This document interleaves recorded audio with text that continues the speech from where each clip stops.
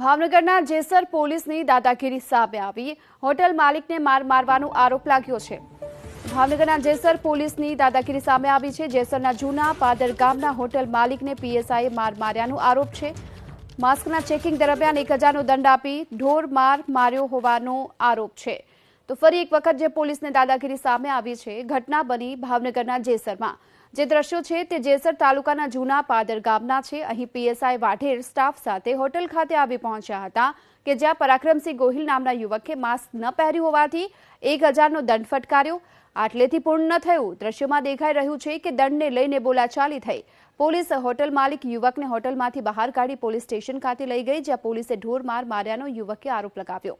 યુવકે જેસર પોલીસમાં આ અંગે ફરિયાદ નોંધાવવાનો પ્રયાસ કર્યો છે। જો કે પોલીસે ફરિયાદ ન નોંધતા પરાક્રમસિંહે જિલ્લા પોલીસને ઓનલાઈન ફરિયાદ કરી છે।